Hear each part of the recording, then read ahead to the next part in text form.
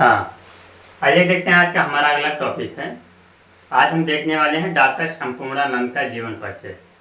तो जैसा कि हम लोग जानते हैं कि डॉक्टर संपूर्णानंद जी ये एक भारत के कुशल राजनीतिक यानी कि डॉक्टर संपूर्णानंद जी जो हैं वो भारत के कुशल राजनीतिक सहृदय साहित्यकार, भारतीय संस्कृति और दर्शन के प्रकांड विद्वान एवं जागरूक शिक्षाविदी भी।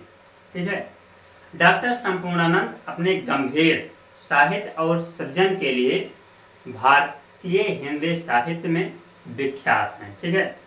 तो आगे देखते हैं तो जानते हैं कि डॉक्टर संपूर्णानंद का जन्म भारतीय संस्कृति एवं ज्ञान के केंद्र यानी कि भारतीय संस्कृति और ज्ञान का केंद्र किसे कहा जाता है।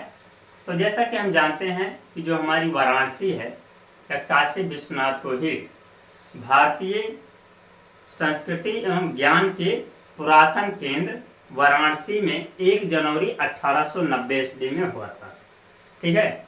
यानी डॉक्टर संपूर्णानंद का जन्म भारतीय संस्कृति एवं ज्ञान के पुरातन केंद्र वाराणसी में 1 जनवरी 1890 ईस्वी में हुआ था। ठीक है।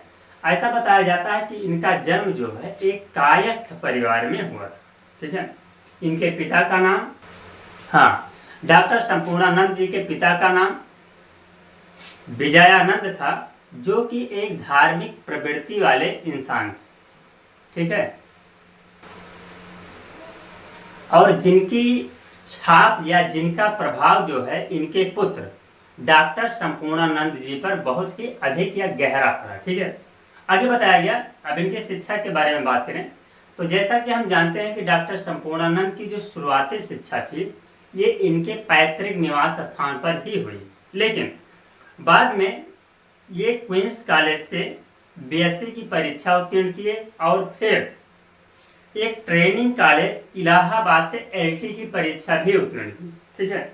आगे बताया गया कि इन्होंने अपने अध्ययन के दौरान विभिन्न प्रकार के विषयों का गहन अध्ययन किया, जैसे संस्कृत, उसके बाद धर्म, दर्शन, विज्ञान एवं ज्योतिष आदि विद्याओं का गहन अध्ययन किया। ठीक है। इसके बाद बताया गया कि सर्वप्रथम यानी कि इन सब विद्याओं का अध्ययन करने के बाद सर्वप्रथम इन्हें प्रेम महाविद्यालय में अध्यापक के पद पर इनकी नियुक्ति की गई। ठीक है। आगे बताया गया कि इसके बाद सन 1921 ईस्वी में महात्मा गांधी के द्वारा राष्ट्रीय आंदोलन से प्रेरित होकर ये काशी पुनः लौट आए और यहाँ पर ज्ञान मंडल में काम करने लगे। यानी कि जो महात्मा गांधी के द्वारा राष्ट्रीय आंदोलन किया जा रहा था उस आंदोलन से प्रेरित होकर ये पुनः काशी लौट आए और काशी में आकर के ये ज्ञान मंडल में काम करने लगे। ठीक है। आगे बताया गया कि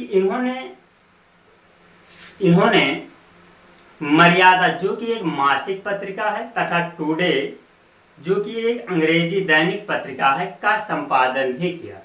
आगे बताया गया कि स्वतंत्रता के पश्चात डॉक्टर संपूर्णानंद जी उत्तर प्रदेश के शिक्षा मंत्री, गृह मंत्री एवं मुख्यमंत्री के रूप में भी एक महत्वपूर्ण कार्यभार संभाला। ठीक है।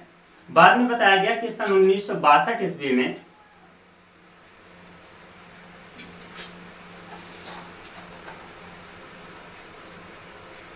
राजस्थान के एक राज्यपाल के रूप में भी नियुक्त हुई।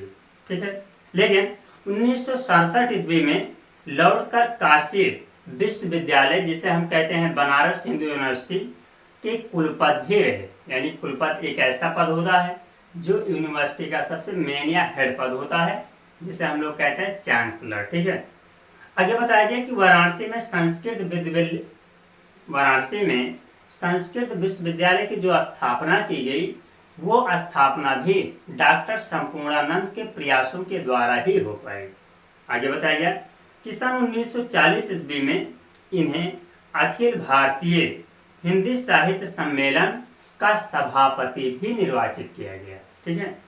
अब यदि इनकी कृतियों के बारे में बात किया जाए तो जैसा कि हम जानते हैं कि इनकी कृतियों में जीवन एवं दर्शन यानी कृतियों में सबसे पहले निबंध की बात करें तो उसमें बताया गया कि कि जीवन एवं दर्शन। दूसरा इसमें देखते हैं अंतरिक्ष यात्रा तथा भाषा की शक्ति। ये जो 3 कृतियां हैं ये इनके मुख्य निबंध हैं। ठीक है, अब यदि इनकी जीवनी के बारे में देखें तो डॉक्टर संपूर्णानंद जी ने महात्मा गांधी एवं देशबंधु चित्तरंजन दास जी की जीवनी भी लिखी, यानी कि महात्मा गांधी और देशबंधु चित्तरंजन दास की जीवनी भी लिखी। फिर संपादन में देखा जाए तो इन्होंने मर्यादा और टुडे नामक पत्रिका का संपादन किया। शैली में देखा जाए तो डॉक्टर संपूर्णानंद की जो शैली थी या इनकी लेखनी की जो शैली थी उसमें विचारात्मक शैलियाँ, फिर वर्णात्मक शैली एवं ओजपूर्ण शैली का पूर्णता मिश्रण देखा गया है। विचारात्मक शैली में इन्होंने ये बताया कि इन्होंने भारतीय साहित्य और भारत के प्रति कुछ ऐसे विचार प्रस्तुत किए जिससे हम भारतीय देश को आगे बढ़ाने में या देश को समृद्धि बनाने में मदद कर सकते हैं। ठीक है, आगे देख। हाँ, अब आगे देखते हैं डॉक्टर संपूर्णानंद की मृत्यु के बारे में। तो जैसा कि हम जानते हैं कि डॉक्टर संपूर्णानंद की मृत्यु जो है वो 10 जनवरी 1969 ईस्वी को काशी में हुई थी। यानी कि डॉक्टर संपूर्णानंद की जो मृत्यु हुई वो 10 जनवरी 1969 ईस्वी को काशी में हुई थी। ठीक है, अब देखा जाए तो इनकी एक प्रमुख रचना है जिसमें इन्होंने लिखा है शिक्षा का उद्देश्य। ठीक है, तो शिक्षा के उद्देश्य में जैसा कि इन्होंने बताया है कि अध्यापक और समाज के सामने आज सबसे बड़ा प्रश्न ये है कि शिक्षा किस लिए दी जाए। ठीक है, आगे बताया गया कि शिक्षा का जैसा उद्देश्य होगा तदनुसार पाठ्य विषयों का चुनाव भी उसी तरह से होगा। जैसे एक एग्जाम्पल के थ्रू हम देखते हैं कि जैसे कि मान लिया कोई ऐसा स्टूडेंट है जो मेडिकल के क्षेत्र में जाना चाहता है, तो हम ये मानते हैं कि यदि मेडिकल के क्षेत्र में जाना चाहता है तो उसकी ज़्यादा पकड़ साइंस में होनी चाहिए। किसमें होनी चाहिए? साइंस में होनी चाहिए। वहीं यदि कोई स्टूडेंट इंजीनियर के सेक्टर में जाता है तो उसकी ज़्यादा जो नॉलेज है या ज़्यादा पकड़ उसकी मैथ के क्षेत्र में होनी चाहिए।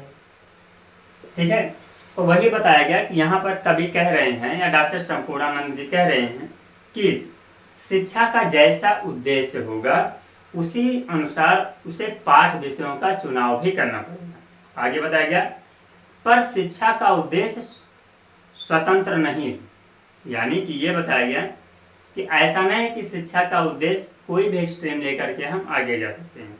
आगे बताया गया कि वह इसी बात पर निर्भर करता है कि मनुष्य जीवन का उद्देश्य क्या है, यानी कि मनुष्य अपने जीवन में क्या करना चाहता है, मनुष्य का सबसे बड़ा पुरुषार्थ क्या है, मनुष्य को उस पुरुषार्थ की सिद्धि के योग्य हमें क्या करना चाहिए। ठीक है, तो यहाँ तक हो गया शिक्षा का उद्देश्य। अब शिक्षा के उद्देश्य को हम विस्तृत अध्ययन करेंगे नेक्स्ट वीडियो में। ठीक है, तो यहाँ पर हमने देखा डॉक्टर संपूर्णानंद का जीवन परिचय जो कि आने वाली परीक्षाओं के लिए अत्यंत महत्वपूर्ण है। ठीक है, धन्यवाद।